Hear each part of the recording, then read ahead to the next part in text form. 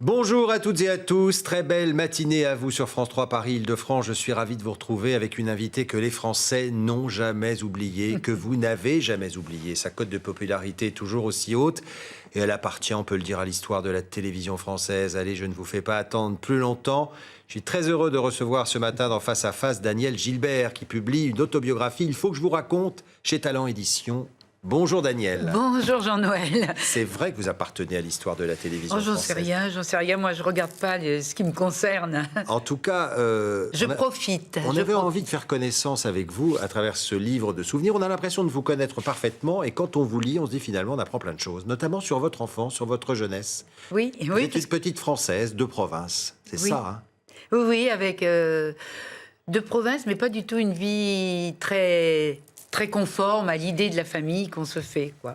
Entre un papa qui avait été abandonné, Voilà. qui avait été déporté... des pages bouleversantes sur votre papa qui a été déporté à Dachau, résistant. Et ça, c'est vrai que peu de gens le savaient. Et puis surtout que lui, il avait eu une enfance avant, il avait été abandonné au divorce de ses parents. Sa mère était suédoise, elle était repartie en Suède.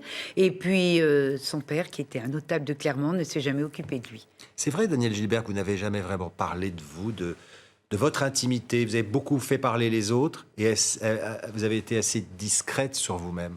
Oui, parce que je trouve que ce que les gens nous apportent est beaucoup plus intéressant que ce que peut m'apporter le regard sur mon nombril. Ça, c'est clair et net. Et moi, je me nourris des autres et j'apprends. Et ce livre, c'est aussi une façon de dire merci à tous les téléspectateurs, les lecteurs, qui me donnent une force, une énergie et qui me permettent de me tenir debout. Alors, il faut que je vous raconte, c'est parce que les gens vous arrêtent. C'est ça qui est formidable. Vous avez quitté la télévision il y a déjà quand même quelques années, pour notre plus grand regret à toutes et à tous. Mais les gens, ils vous reconnaissent toujours et ils vous parlent toujours. Oui, ils vous demandent toujours, vous avez commencé comment la télévision? Oui. Comment il était un tel? Comment il était un tel? C'est vrai.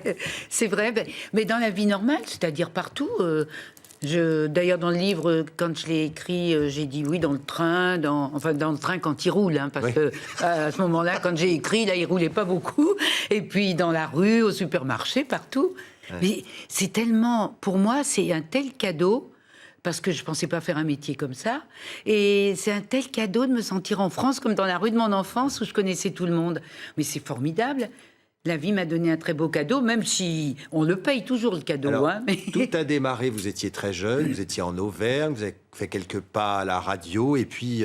c'était pas France 3 à l'époque, c'était la télévision régionale. Oui, c'était Télé Auvergne. Mais avant, moi, mon but, c'était d'être professeur. Prof d'allemand à la fac. À la fac. Et prof d'allemand avec un papa qui a été déporté et une maman qui était une réfugiée d'Alsace. Ça montre bien que chez les Gilbert, nous ne sommes pas revanchards. Et je trouve que c'est une très bonne philosophie.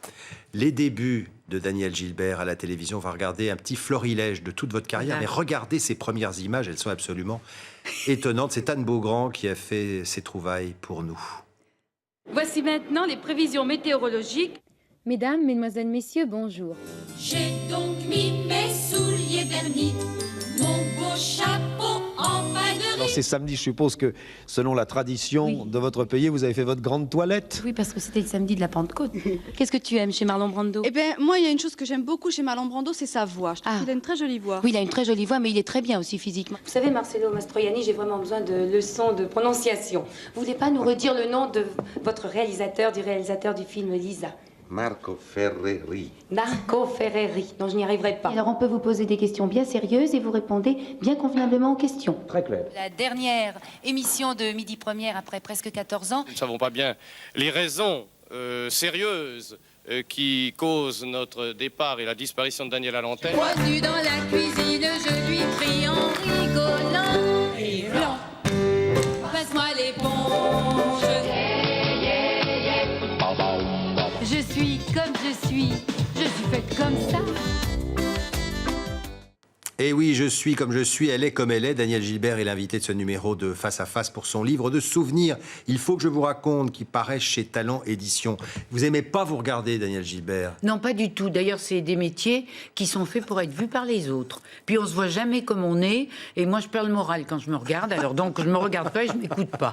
En tout cas, ce qui est fascinant, c'est de voir tous les gens que vous avez interviewés. Et surtout, la diversité des plateaux, l'éclectisme des plateaux de télévision que vous aviez à l'époque, Mastroianni. Moi, je me souviens d'une émission où il y avait Eugène Ionesco et Karen Cheryl. Oui. Oui, Ça, oui. on arrivait à faire ça à l'époque quand même, de mélanger les genres. Bien sûr, bien sûr. Mais moi, je trouve que ce que j'ai pensé tout le temps, c'est que dans une émission d'accompagnement comme on avait dans Midi Première, et quand j'ai été responsable de l'émission, j'ai toujours pensé que le plaisir est dans l'instant. L'artiste chante, il donne un plaisir immédiat. C'est dans l'instant. On voit un écrivain quand même qui vous fait rêver, et vous vous dites je le verrai jamais, qu'est-ce qui se cache derrière les pages ou derrière la pièce de théâtre qu'il a écrite. Et on le découvre, et c'est un plaisir de l'instant. Et c'est l'instant qui me plaît. C'est pour ça que j'aime tant le direct. Des instants uniques, vous en avez eu, parce que vous parlez d'écrivains et d'auteurs de théâtre. Tennessee Williams, tout le monde aurait rêvé de l'interviewer. Et c'est vous qui l'avez fait. Ben oui, parce que j'étais à Cannes pour l'émission. J'ai fait 13 festivals de Cannes, et je faisais l'émission à Cannes. Et il était président du jury, donc il est venu, il a été interviewé. Et puis Michael Jackson aussi. Oui. Alors lui, c'était avec ses frères, Jackson 5, et il avait déjà le Moonwalk, et il avait je sais pas quel âge, mais il n'avait pas 12 ans, hein. Et il captait la lumière, il captait le regard, c'était lui, quoi. Vous avez eu tout le monde. Je ne sais pas si j'ai eu tout le monde, mais j'ai rencontré beaucoup de belles personnes. J'avais décidé d'emmener l'émission en province, et à la rencontre des gens. Ça a toujours été ma marotte, j'aime ça. Et avec les aléas du direct, hein, parce que tout bien ça, sûr. fallait oui, s'adapter. Oui, mais en studio aussi, il y avait Ouais. des aléas. Hein. Mais c'est super, parce que moi, j'adore m'adapter. Et quand il n'y avait pas de grain de sable, c'était un peu... ça m'embêtait un peu. Je souhaitais qu'il y ait un petit grain de sable. Mais je trouve que ce qui est intéressant, ce sont les gens en général. Et c'est de mêler les gens de la vie, des régions, et les vedettes. Les anonymes gens. et les vedettes. Alors sur les vedettes, vous faites quand même quelques petites révélations. L'histoire d'amour entre Yves Mourouzi et Mais tout le monde Bowie. le savait. Bah, moi, je savais pas. Non. Bah non. T'étais le seul, hein. Moi, il m'en avait parlé, c'est pour ça.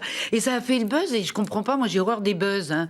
Alors, mais j'ai pas compris, parce que tout le monde le savait, et moi c'était parce que j'admirais beaucoup Yves Mourouzi, et c'était pour dire que c'était une très belle personne. En tout cas, un livre formidable avec plein d'anecdotes, plein de souvenirs, plein de gens vivants et très touchant aussi. Merci Daniel Gilbert. Merci d'avoir beaucoup été avec Jean-Noël. nous ce matin. Il faut que je vous raconte. C'est aux éditions Talent Édition. Très belle journée à vous.